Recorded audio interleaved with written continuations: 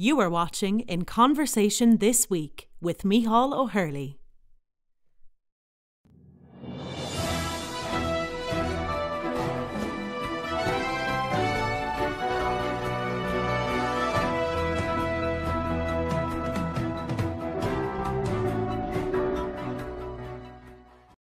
I'd like to welcome you all. Today is a very special day. We are here with a very special theme, Women in Diplomacy. Here we will be hosting our women ambassadors. Yet it is not an easy path, it's not an easy way, and we will be talking through these paths and women in diplomacy together with our ambassadors. With your permission, we would like to give the floor to Naledeep Handuru. I would like to welcome her. Do you have Madame?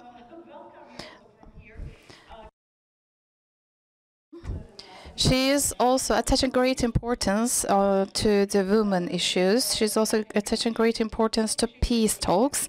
She's a very important person for us. She's a very special person to us. She's also Madame Lassasi Duba is also here with us, Ambassador to Africa. And we would like to thank Undersecretary of Sudan. I have forgotten some names. I would like to welcome you all in person. So, thank you so much. Thanks for coming. Today we will be talking about a very important topic, a topic that we haven't been talking for a long time, place of women in diplomacy. As you know, there are a lot of books published lately about women in diplomacy. Especially we are talking about the men-dominated careers. So there are some data shown and shared in Türkiye. The first women ambassador is Filiz Dinçmen. In 1982, she was assigned to Hooks. She is the first diplomat. The first woman diplomat is assigned to her career in 1932. In 1932, she started, yet in 1934, 2 years later, we have seen there was a directorate. She resigned her position because it was said that women cannot be assigned to ambassador posts. Yet then she became an academician within that scope of time. After 20 years, with the elimination of this decree of law, she was assigned to Belgrade and the Hooks.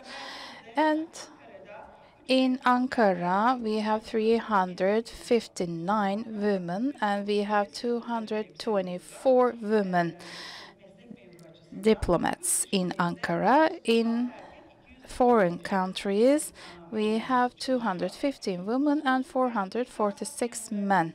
And we can talk about in the central organization, we have 225 men assigned in the central post, and we have 204 women in the central organization. In the foreign countries, this percentage is about to fall, and it is 328 women and 192 women. So we can say that the 42% is men and 34% is women. So how can women ascend in this career that's mostly dominated by men?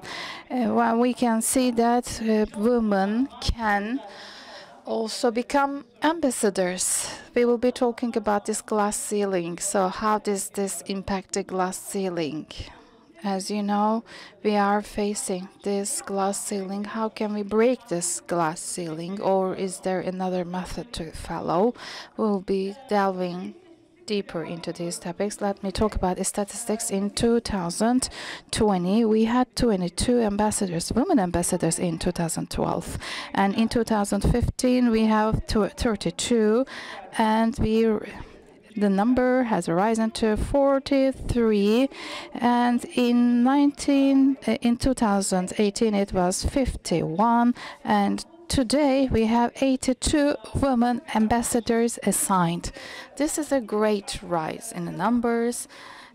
This is a really good cause to be happy with these numbers. We can be satisfied, but the percentage is only 27.7% of the ambassadors are women.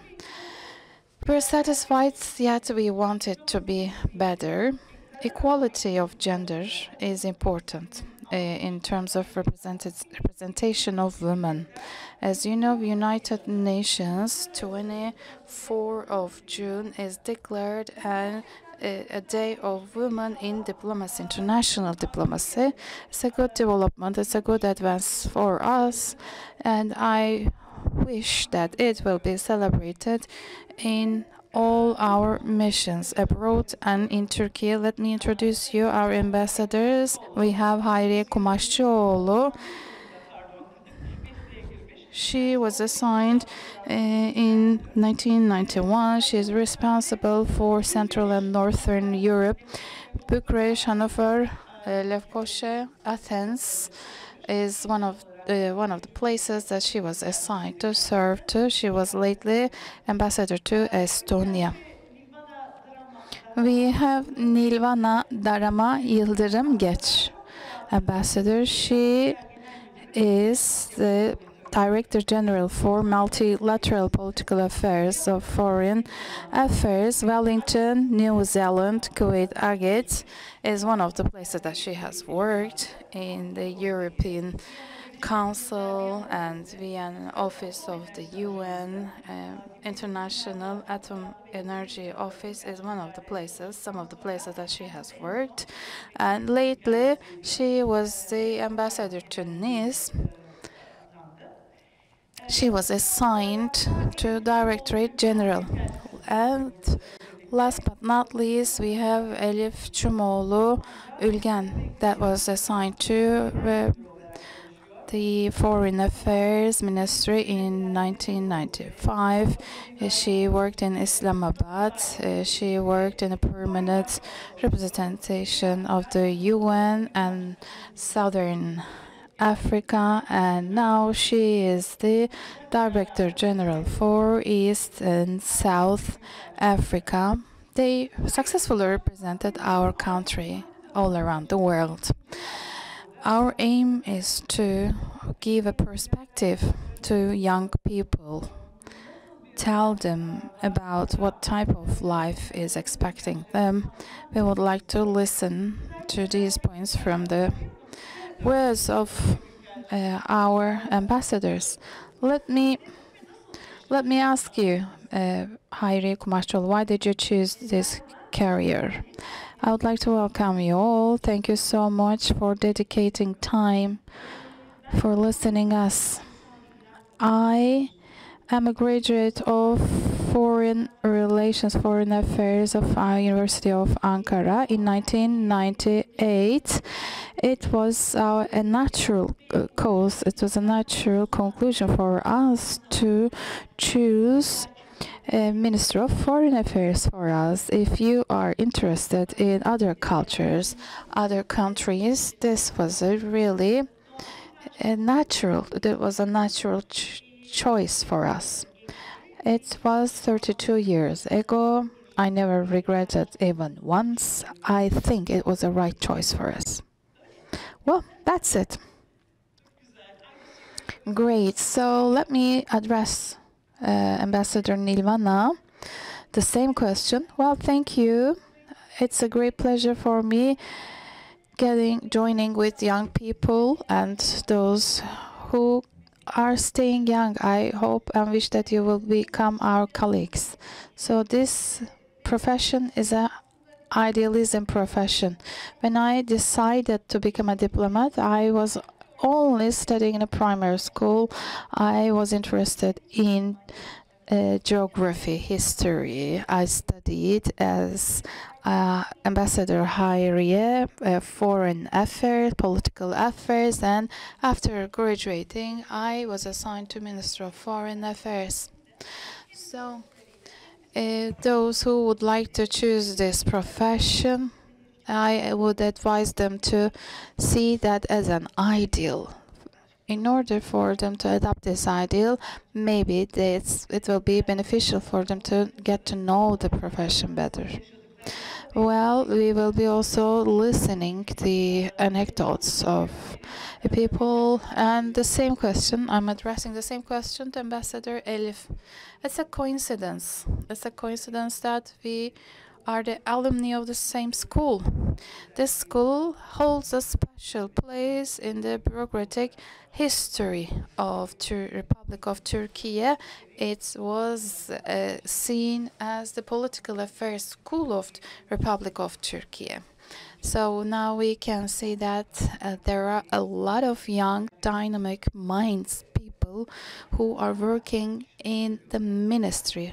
They are graduates from different schools, but they have to adopt the same idealism that we have in the foreign affairs department. So it is a sensation to be representing your country in the shadow of your own flag. When you're representing your country with a passion, despite all the difficulties, it is not something that you can do only for fame. I'd like to thank our esteemed ministers for honoring us with their presence. I'm full of hope and I'm full of excitement. Thank you so much.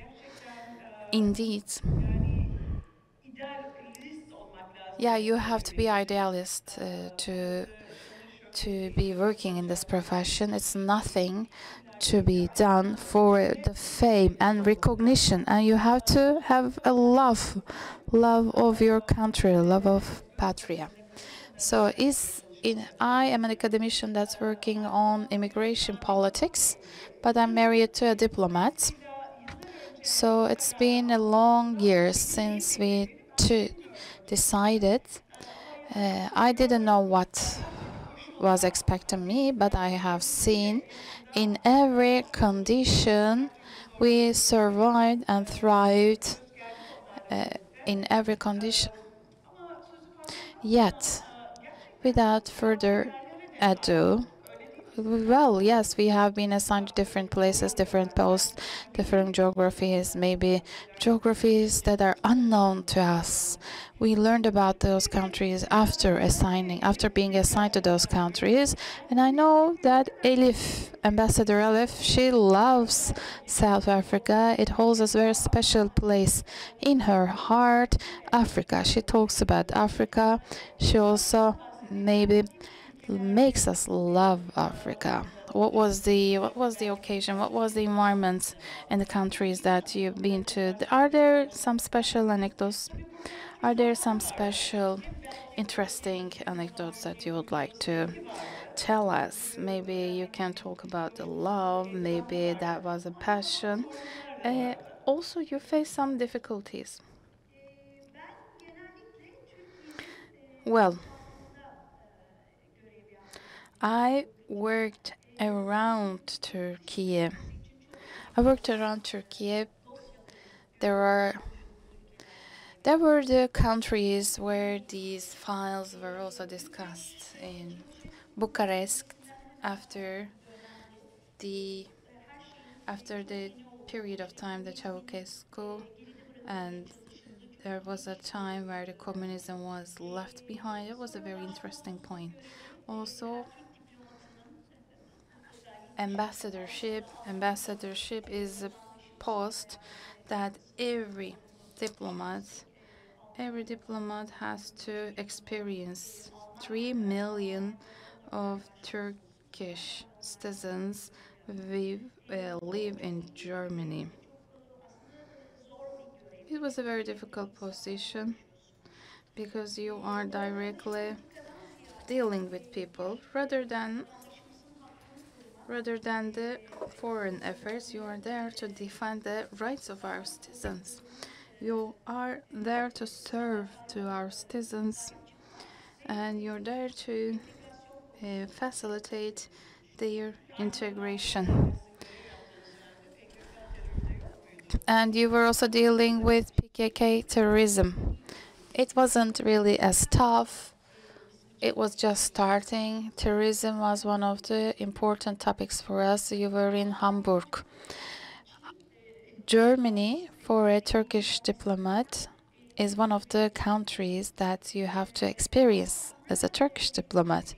After that, I was assigned to Lefkoşa. It was a very interesting position as a diplomat.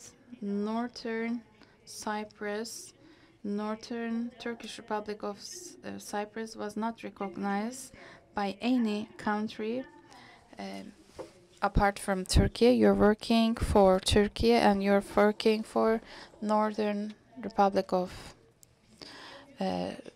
Turkey, and we have Russia, our neighbors. Our relations are fluctuating, and they play a great role in the world politics. Watching them as a diplomat, monitoring, is a very good learning experience for us. After that, I was assigned to Athens. Well, in Athens, I felt as if I was in Turkey. That was such a post. Well, in Greece, I noticed that we have a lot of common points with Greece. It was very easy for me to adapt. It was a pleasure for me to represent my country. Also, comprehending the politics was really important. It was a very special experience for us. Also, it was a learning experience. They were not very small missions for us. We were working together, women and men, in equal numbers, I would say, but ambassadors was always a man. Thank you so much. I would like to address to Nilvana, Ambassador Nilvana. She has multilateral experiences. Maybe she can also highlight the difference between multilateral and bilateral. As a woman diplomat, comparing those two, especially women, the role of women in multilateral political affairs. Can you please elaborate on that? Thank you so much. So, dynamics of multilateral political affairs and bilateral political affairs are different. In the multilateral political affairs, you always invest a lot of efforts in order to produce a text, a document with the consensus of all the countries, gives you a feeling of content, because it is a result of the negotiations that you always conclude. And sometimes you cannot really conclude. You work for 3 decades and you cannot really produce creative solutions. Maybe you cannot even really you negotiate, but you cannot reach to a consensus. Maybe also you progress and advance little by little, and it is a very satisfaction for your career. I spent 17 years in multilateral political affairs. I was also working on technical points, as well as disarming and different dimensions of human rights. Of course, every country is always working on maximizing their international interests. A lot of forum works with voting system. So if there isn't a consensus, you cannot reach a solution. You have to have a negotiation and consensus culture. And when you are also getting into a conclusion, you have to also defend your rights. These are really tactics of negotiation. The bilateral talks that you hold with your counterparts is important. In the multilateral parts, I can tell that you also have to negotiate with your own country because you hold a different perspective, more realistic perspective. In central positions, the professionals are maybe not that well aware of the facts. You have to go and tell them. It is also another skill. So you're not only negotiating with your counterparts, you're also negotiating with people who are also assigned to central posts. In a bilateral diplomacy, I'm not really good at as multilateral political affairs, but I really know that I have colleagues who are dominating multilateral as well as bilateral political affairs, and they're representing our country successfully. Yes, bilateral and multilateral are different. When we are working with multilateral delegations, you also have to carry out diplomacy in Turkey, not just only with the counterpart delegation. Let me address to Ambassador Elif. Since you set your foot in Africa, what was the experience? How was the experience? What was your feeling? And how did you develop your love for Africa? Thank you so much. For sure, I have to talk about Africa, my developments in my career. So, am I following the political trends or political trends are following me? When I was assigned to Minister of Foreign Affairs, European Union was the dream of integration.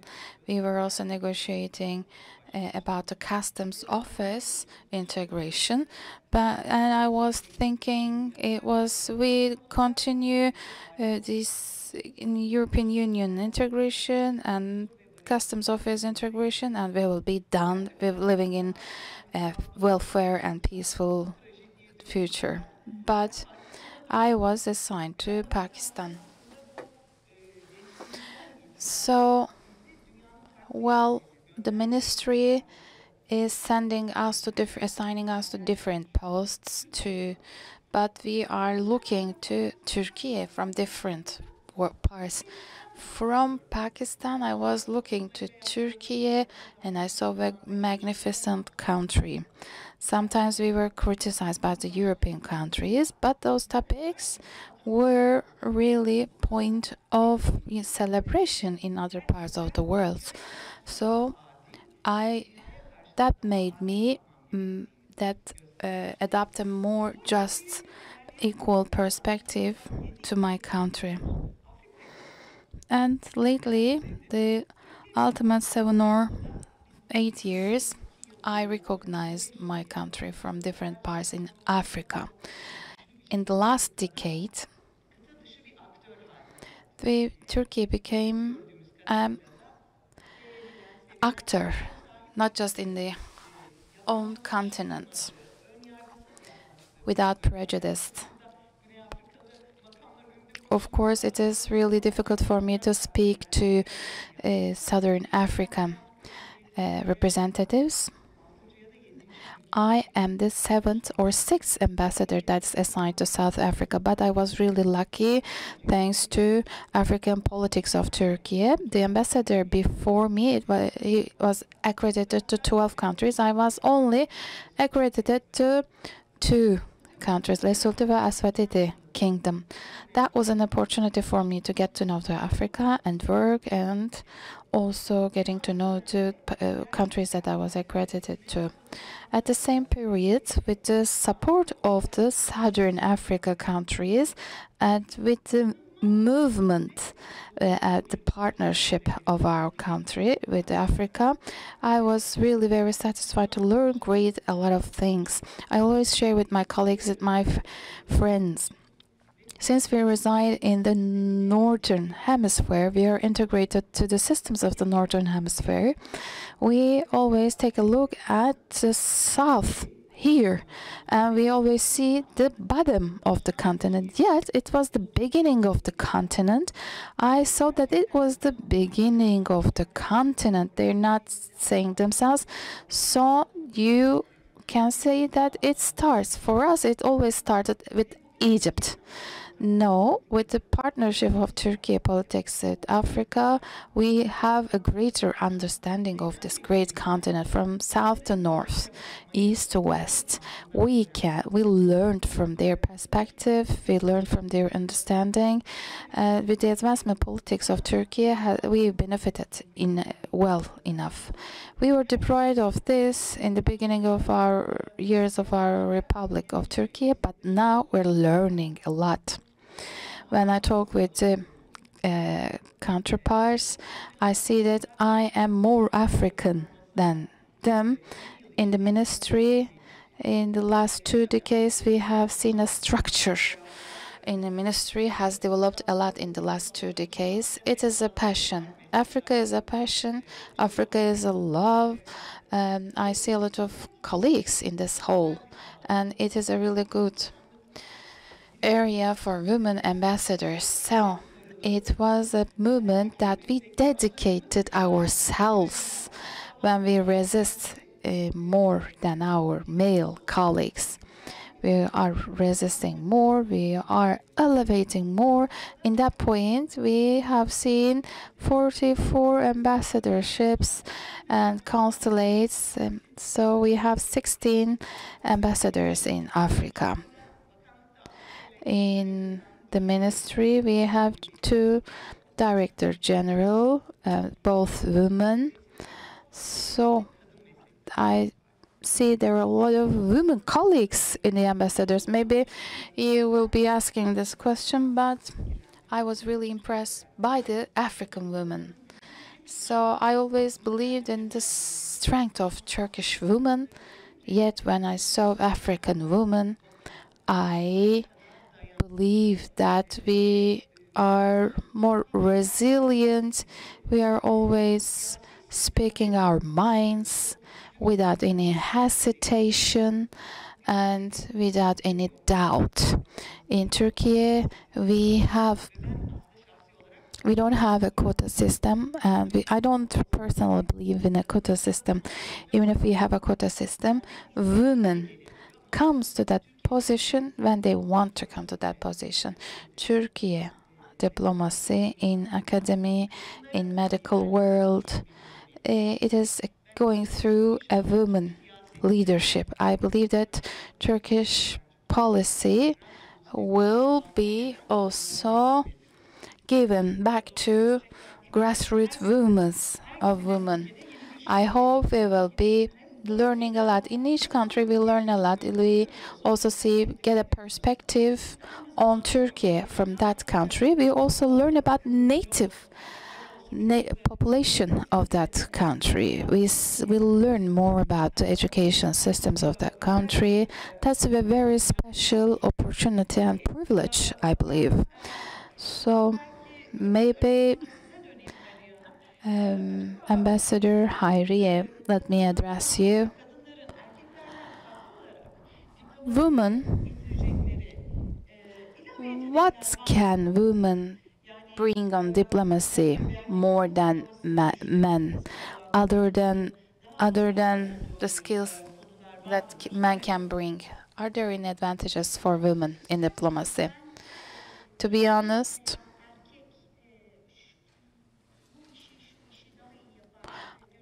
I don't believe that women or men can do this better. I don't think that it's a gender-specific profession. I believe it's about the characteristics, and there are some points that women are stronger and there are other points that men are stronger.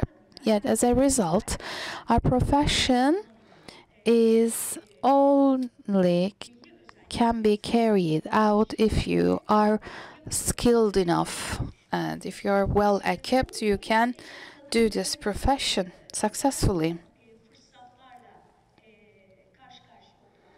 It doesn't mean that women have the equal opportunities, though.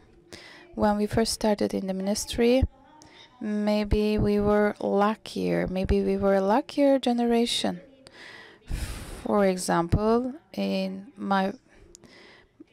the group that we entered first to ministry, it was a very equal year, 14 girls and 14 boys. It was a really big number for the females. They were also commenting about this back in then. Now, looking back throughout the years in the careers, I ascended to the position of the Director General position, and we see that there are a lot of Director Generals in our ministry. Yet there is a glass ceiling. There's a glass ceiling. Now we will be getting back to glass ceiling. But so I was asking what was the position, advantageous position that women can bring into this profession. Yes, women have a special touch. Women have a skill to touch. Diplomacy is a profession that's done with people. There is a color that women can bring compared to men. That's what I think. Well, as I say, in a general sense, I believe that it's a profession of equality. It's a profession of qualities. Well, let me address the same question to Ambassador Nilan. Thank you so much. Thank you very much. Actually, I have very similar ideas with Hayriye, because I always have a human perspective to diplomacy, and there is no differentiation between the genders in terms of diplomacy. So we have to think that we are dealing with human beings. Therefore, there are some tendencies, there are also the communication styles that you have to use, and it is also valid for diplomacy. And in all the countries that I worked, we always talk about the communication style that we have. We always highlight on that. However, we have to think that we are dealing with people, with human beings. Therefore, we have to deal with the human characteristics of that person. And this brings us the success. And both genders can do that really successfully. However, with regard to your question, I can say that in the past, we used to think that the maths or other complicated issues are for men and the soft skills are for women. We used to think like that way. When I was the vice president, the statistics, they were favoring women. In United States, I was in a negotiation, and in our delegation, there were not a lot of women. Most of them were male participants, male delegations, and it was about leaving the guns and we were also talk about the eliminating the nuclear weapons, and it was a process of leaving the weapons behind. And we were very few women in that delegation. There were really undersecretariat position within the embassy, and they told me, "Oh, that's really nice. We are now having one woman in this position," and I guess we had 42 undersecretary position, and 22 of them were women. And Miss Elif would also remember that we were dealing with human rights or leaving weapons or struggling against, for example, terrorism, and all these things were always administered by men, generally by men. Therefore, I had that experience as a woman dealing with the same issues. However, there is no distinction of gender with regard to professions. This is way behind now. Yeah, in security, in technical issues, the women diplomats can work, and they do work, and faculty members, academicians, they can work in these issues, and there are also interlocutors, women interlocutors in negotiations. Therefore, we know that women had a lot of contribution in this area. Do you want to add on that, Miss Elif, with regard to our contribution? Of course, there is no differentiation, separation between male and women. However, I tend to favor positive discrimination. However, we know that 30 years ago, they were always selecting men. However, it is really fair to favor women in these selections. This positive discrimination is really normal. Therefore, we have an added value as women.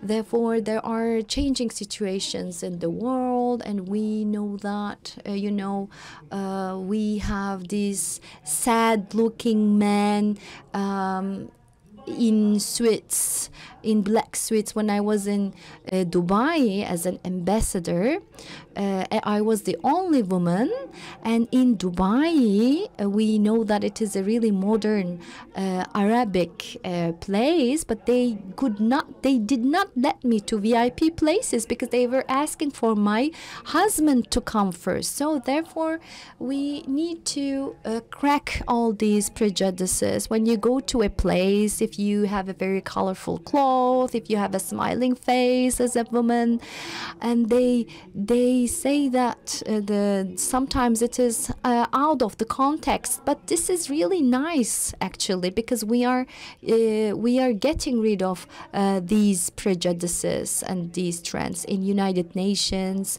in South Africa also. There is a peace, security, and women proposals, recommendations, and they are also getting rid of the cliches. And diplomacy has been really important for this process. And I have learned a lot in South Africa, and I know what kind of contributions Türkiye has had and what kind of contributions can have in the future. This is really important to know about our contribution as women and also as men. What can we do in security, in other technical issues? We know a lot to do. So we have a lot of experiences. I was in NATO, in the military, working in the military area, and I have seen that there were a lot of disputes between countries, and we can have a lot of easier communication as women. Actually, this is an innate property, an innate character, but as multitasking characteristics, we are better as women. I'm also a mother, and we really deal with the multitasking. So you say I can wear colorful clothes and I can make a good representation of the Republic of Turkey. And of course, when we talk about our husbands, they always, think that we are only wives. Do you have also similar experiences? Yeah, I have the same experience, because they always tend to think that my husband is the ambassador, not me. Yeah, we will also talk about that, because it is also about your private life. I got married in a very later age, so when we talk about the spouses, I didn't have one, so they knew that I was the ambassador. In Kuwait, I was responsible for the consulate affairs. I was an official in Kuwait, and it was a very highly important position because the normal people, they knew you, but they did not know who the consulate was. When I was in negotiation with the Kuwait authorities, when I was talking to them, I had the translator. When I was talking to them, they were not looking at my face. They were looking at the translator. I was answering them, but they were looking at the translator, not me. So I had some similar experiences as a woman diplomat. Yeah, that's right. When I was a consulate there, you know, when they come, the citizens, when they come to the consulate, I was in my 20s and a small woman. So they said, our consulate, where is the consulate men? Because they were always, you know, they had this idea of Mr. Consulate, not Miss Consulate. So there is a kind of a male hegemony in these authorities. It is Mr. Consulate, Mr. Ambassador, but it is never Miss Ambassador. So they are defining these this institution as a male dominant. When I was in Hamburg, I had a speech in a women association in Germany, and I had a black jacket, as you mentioned, and I was to start my speech, and they told me, "Oh, what a pity, you're so young," they told me. So as you told us, you need to be, you know, an older or a wife of somebody important. I would like to add on that. I was in Minsk in the embassy, and I had really nice relationships. It was really warm environment. It's really friendly. And the president of parliament was talking to me, and he said, for 4 years, I never thought that I was talking to a woman, because you are negotiating with us, talking to us as a man, so you are as good as a man. So I don't know if it was a compliment or not, but he told me that, yeah, there are some differences, gender differences in terms of these ideas, but there are some American diplomat, Miss Miller, she also worked in NATO, and she said, it is not enough to be as good as men as a diplomat. You need to be better than men. And Filiz Dinçmen in 2021, she said in a newspaper that there has been a lot of issues with regard to her marriage, and she was married to a diplomat. But after all these issues, I never regret being assigned as a diplomat. I would have done the same, she told. So I would like to give the floor to Miss Elif again. You are the ambassador, you are the director general, and you have 3 sons. So you are a mother of 3, and you are an ambassador. So what is the balance between your personal life and your career? In today's world, this is really not difficult. What is difficult is that deciding to have children, and after deciding on that, it is the same if you have 1 or 3 children. there is no difference. But there is an academy for young diplomats. It is really important and highlighted by our minister also. They also ask me this question: what is your balance between private life and your career? My third son was born when I was assigned in NATO, and there was an operation of Libya at that area, and I was really pregnant, and they told me that you should name him as Muhammed. I have some colleagues, male colleagues, maybe from that period. I was 35 years old then. I was pregnant, and my colleagues' wives, some of the colleagues of the wives, they were also pregnant, and they had some blood tests.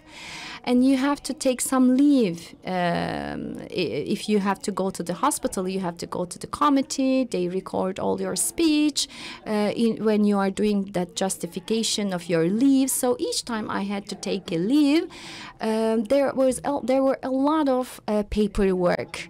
I had 2 times of leave, and I was trying to locate them during the weekend, because in Brussels they do not work at the weekend. But my male colleagues, they are not pregnant, their wives are pregnant, but they are always in leave. Blood test, ultrasound, screening, whatever. But the wives can drive, they are driving, they have cars. Why do I not do the same? Because they are taking the leave all the time as male.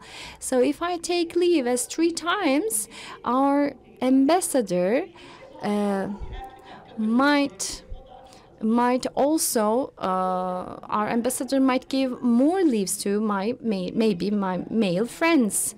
Therefore, we always think about all these issues.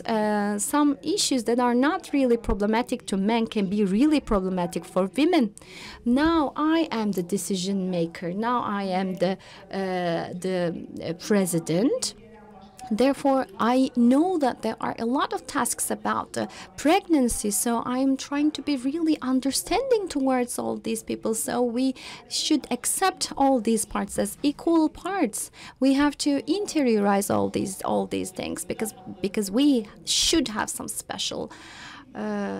We should think about our permissions and leaves with regard to these special situations such as pregnancy. So the glass ceiling, we have this issue everywhere. If we have the same education, we are working at the same job, so we get less pay than the men. It is the same thing all around the world. So what is glass ceiling, and does it exist in the foreign ministry, in foreign affairs? Not only in foreign affairs, not only in Turkey, it exists all around the world. We have had a lot of progress as women, we know that, and within the ministry, when we got into this job, we had few women ambassadors, but now it has developed a lot, and we have a lot more authorities, women authorities in the ministry. Maybe it is more than the half. When I was in Bucharest, they told me, "Oh, you are really lucky because the ambassador does not have any problem to work with a woman." She told me when I was the consulate. And another colleague of mine had a lot of issues because the ambassador did not want to work with a woman. But now it's not. But it is not the case. No, it's on the contrary. Now they prefer working with women, actually. Yeah, all the vice ministry, we have a lot of women working. But we do not have any vice minister as women. Women vice ministers, it doesn't exist. Some positions are male dominant in Paris, in London, in NATO. We do not have a lot of women heads. authorities in AGİT, in all other institutions. We have a lot of women presidents. So we are trying to crack this glass ceiling. We are developing. We are trying to eliminate that. So it is changing from bottom towards the highest positions. So we have to be decisive, we have to be stubborn, and we need to establish good relationships with the ministry in order to do that. So in the foreign affairs, we had some male solidarity. And is there any female solidarity within the foreign affairs? Yes, there is, but it does not exist in our discourse, let's say. For example,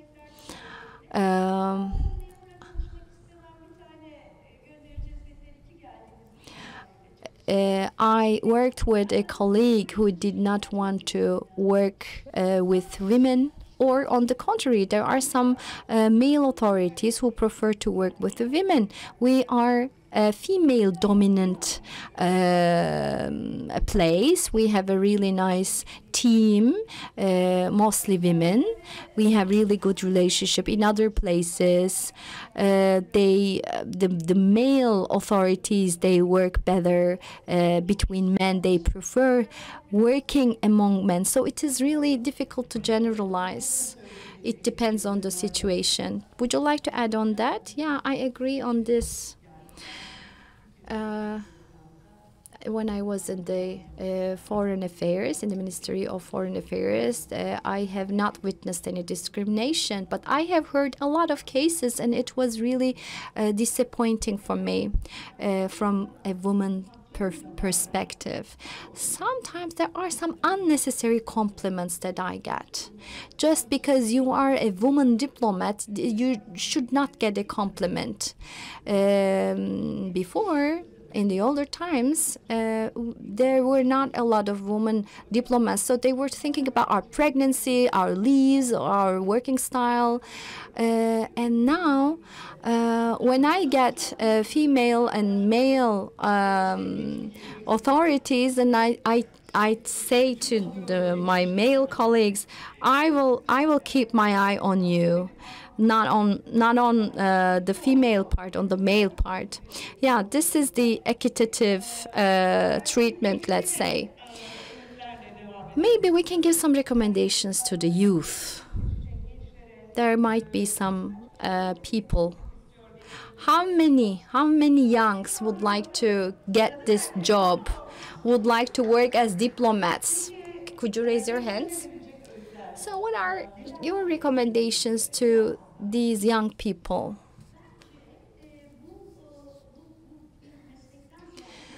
Beyond a profession, this is a lifestyle, because diplomacy will have an impact in your private life, on your friends, on your experiences. It has an impact on every aspect of your life. So if you decide to work as a diplomat, you cannot say, okay, I will be a diplomat up to 6 o'clock, and after that I will get into my private life. But this is not possible. You will be ambassador, you will be consulate, and it will stick to your identity. You will carry that with you all the time.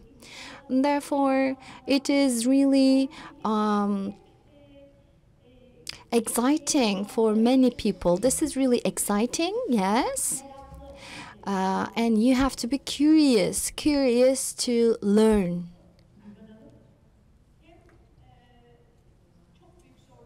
Yeah, there are a lot of difficulties, yes. But this is a great honor to represent Türkiye abroad. You represent the culture, history, your country. So this is about all the honors and all the happiness that we have in the world. So if you have that vision, you accept this work as a lifestyle, and you accept it with all the difficulties that it has, and there are a lot of challenges. You have to put a lot of effort. You need to make an investment effort. And when you are assigned, you start from the bottom. And all the responsibility that you assume will make you ascend. So you have to get into that world through an apprenticeship. So you will start from the bottom, you will make a lot of effort, and you will ascend pace by pace. Yeah, we have to highlight on that. This internship, this apprenticeship is really common within the ministry. So we have to prepare the young people through this learning process. I agree with the other ambassadors. This is a marathon. This is a long process. You have to love your country and love human beings, and you have to be a part of this system, of this authority, and you cannot get, you might be disappointed. They might kick you out of the center, and I have seen during the 32 years of experience in this job, there must be some disappointing experiences, but there is always justice, because we work on a really special cause, because we work for our country. So this is really impressive to be with you, and we have also ambassadors from the first line. Do you have any contribution? I would like to ask to the other ambassadors in the hall. Thank you. So we can get some questions, a couple of questions. Yeah, we have a question from our ambassador. Kaan Lisener. First of all, I would like to extend my gratitude and respect to all my women counterparts. We live in a male-dominant world, and it is the same in the diplomacy and ministry. Therefore, within this bureaucracy and male-dominant world, your survival is really important. Your survival and your participation is really important. Therefore, I would like to thank you with all my heart. In this job, in this position, in all the phase of your life, there is a complementary place. But please do not misunderstand me. We are complementing women. Sometimes we are very violent as men. There are some other hormones that are affecting us. So this perspective is really important for us. We need women diplomats, not only here, but also upper positions. Why don't we have, for example, women vice ministers? Because we have a lot of valuable diplomats who can get this position, but they sometimes underestimated, and it is not acceptable that they are underestimated. But besides, but we should have had some male panelists among you, because we have a lot of things to say. This is another detail. We will have next year. We can do that. We can talk about gender equality, and we can give floor to the spouses, because the spouses might have a lot of things to say also. Okay, we have another contribution. Thank you very much, ambassadors. Thank you very much, Ms. Akçapar, for organizing this panel. Here is my question.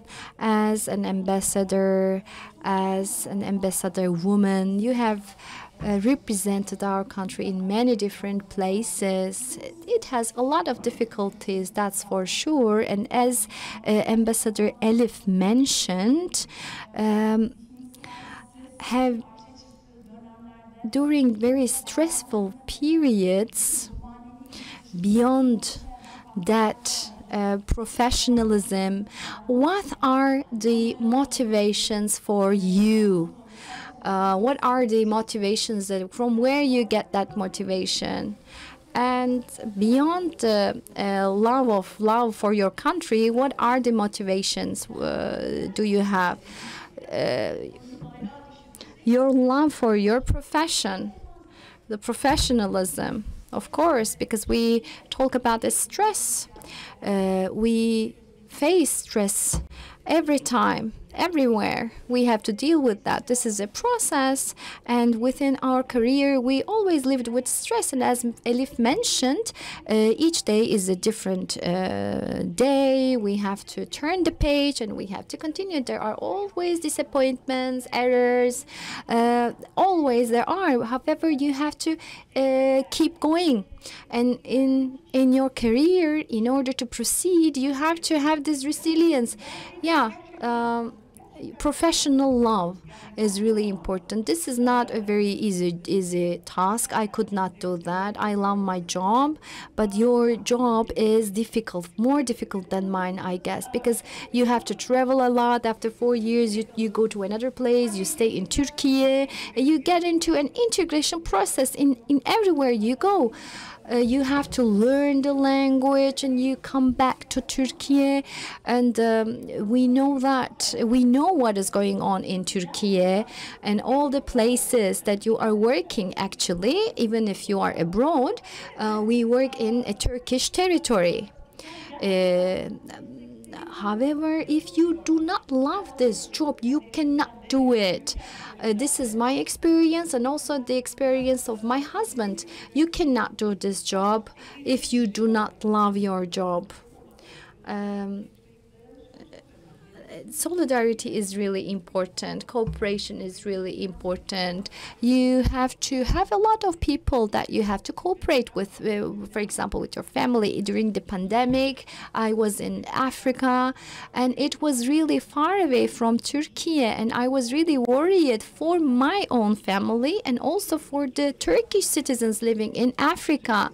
And we were supposed to resolve the problems of citizens in Africa. We were 4 ambassadors, women ambassadors in Africa, Moslana and Mozambique ambassador, and we had a group, and we had sub-Saharan Africa group, and we were gathering. We had regular meetings. We were sharing our problems and working on the solutions. Therefore, you can resolve everything if you want to.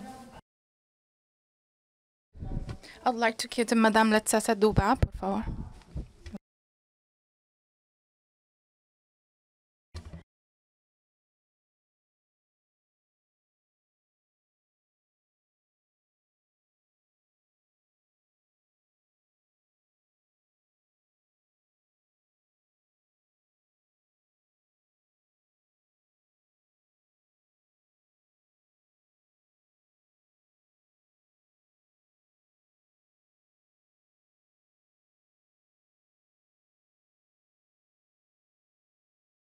Yes, we partially answered that question, but that was a long path. What type of problems you have faced? Maybe you have faced more problems and you had to exert more efforts compared to men. We will be asking the same question to you. Well, let's start with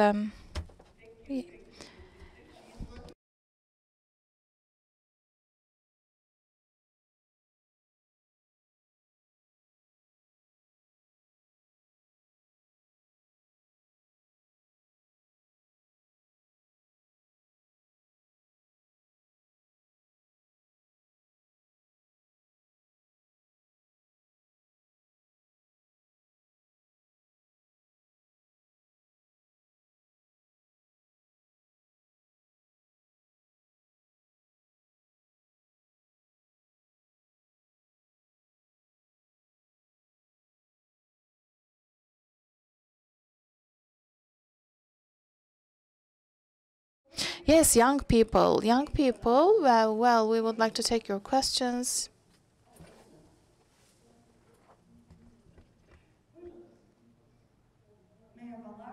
Hi. First of all, distinguished ambassadors, I am myself studying international relations in your own school. Well, as Mrs. Shebnem mentioned, as women in the society, we are here to exist as a young people. What is your suggestion? What is your advice to young women in this diplomacy? Thank you so much. Well, one more question, please.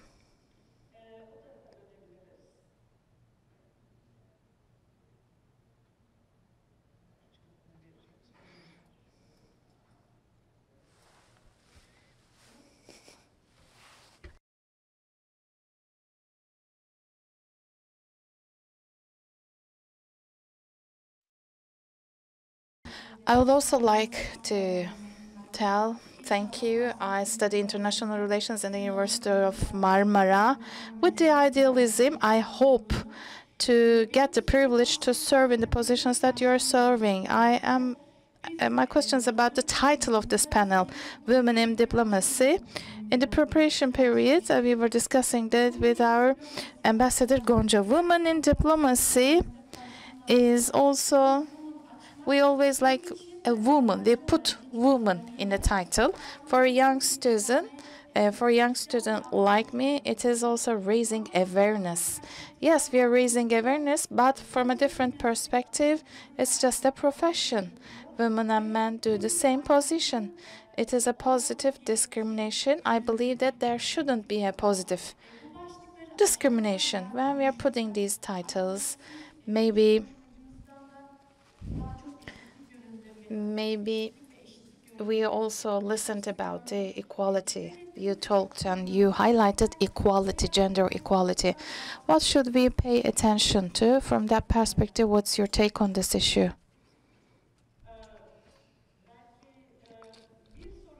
Another question, just one more question from young people.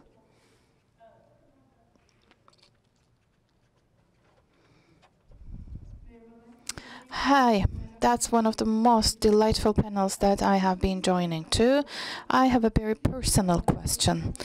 So what are your personal qualities, characteristics that contribute to this profession? We also highlighted the technical parts of this profession. I believe that there are some characteristics that might contribute to this profession. What are they? Thanks. So let's start with the responses. Well, Madame Pandar, would you like to say a few words? Madame Pandar, would you like to take the floor?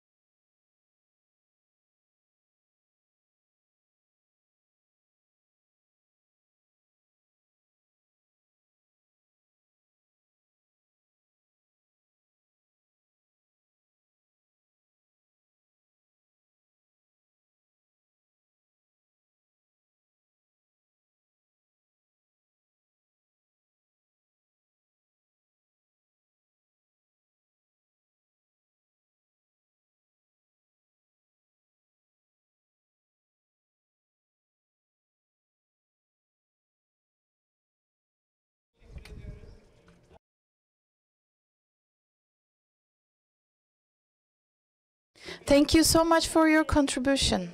Thank you so much for your contribution. Well, South Africa foreign minister mentioned that women deserve it all. Why do we title this panel as Women in Diplomacy or Diplomacy from the perspective of women? Well, women are equal as men, we will be just putting a title as just diplomacy when women are equal. There is some advice I give to my students. My husband knows it well. For women to have the same rights with men is real feminism. Real feminism is having the same rights. So we're not any different than the men. We are equalitarian. So if men approach the same, then we can succeed an equal world. Today, in today's world, in our country, we have seen a lot of developments, a lot of advancements, but considering the different situations in the world, we cannot ignore them as an ambassador, as a human being. Well, I would like to give the floor in order to take the response. Is the characteristics of a person, personality is important? Maybe I would like to comment. Well, of course, characteristics is important, but not just as a woman. For each and every individual in this society, characteristics and personality is important. For example, my discourse is really soft. My style is really soft. I always convince people. I don't fight with people. So I have succeeded this. I have succeeded in this. So this is my discourse. This is my style. But not every woman is soft. It's not correct to say. I have seen a lot of women with the fist, with a strong fist that are fighting. Well, I have seen those women colleagues who are fighting with their fists. So these methods are really particular to that person. This is really personal, so it makes a difference in diplomacy as well as man for the woman. Well, let me also touch on this title in the woman. It's really important. I totally agree with Mrs. Shebnam. If when we are equal with men, we won't be needing this woman. In the positive discrimination, I have my own difficulties in the international organizations. So when you are a woman, you are chosen as a candidate. If there's a criteria, if the woman and a man holds the equal skills, if you're a woman, you are chosen. When I apply to an international post, if I have the same qualities with the men candidates, if I am to accept it as the skills, I don't want to be chosen just because I'm a woman. So I don't think that's not good for me. So anything that you would like to take the floor?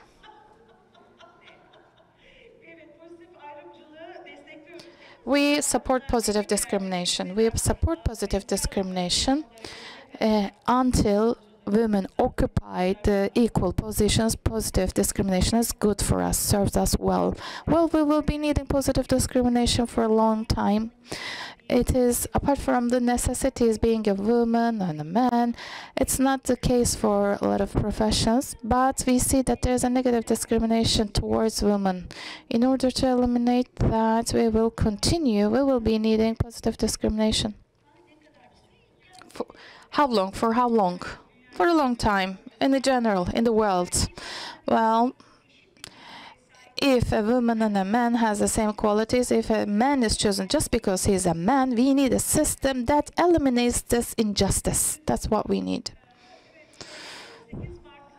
So as you know, March 8th, Women's Day is approaching. In this context, we would like to congratulate Women's Day sincerely. So without further ado, I'm concluded my panel. I would like to thank the Foreign Minister, and I see that that's a pioneering. Our Foreign Ministry is pioneering in gender equality, and they are also celebrating. We are witnessing that women are also successful in this profession. Our Foreign Affairs Ministry is more equalitarian compared to other public institutions. So I'm very content and glad. I would like to thank to our president, as our president says, in the future, if we are to advance our country to a further degree, we have to work in solidarity, men and women, and our foreign affairs will be leading in this. Thank you so much for listening.